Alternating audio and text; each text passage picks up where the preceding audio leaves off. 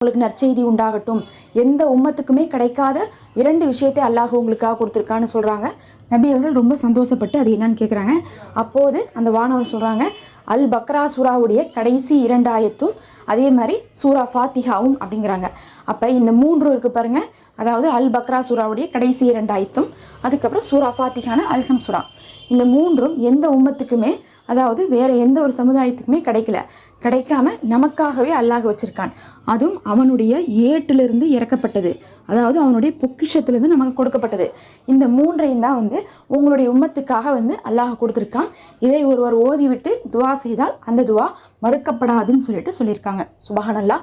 அந்த 3ஐயும் தான் நீங்கள் என்ன பண்ணணும்னா தஹஜ்ஜத் முடிச்சுட்டு கேட்கணும். அப்போ அந்த 3ஐயும் என்ன பண்ணுங்க, உங்களுக்கு அல்ஹம் சூரா ஞாபகமாக இருக்கும். அது இல்லாமல் அல் பக்ராவுடைய கடைசி 2 ஆயத்து அப்படிங்கிறது ஆமன ரசூலுன்னு வரக்கூடிய ஆயத்து.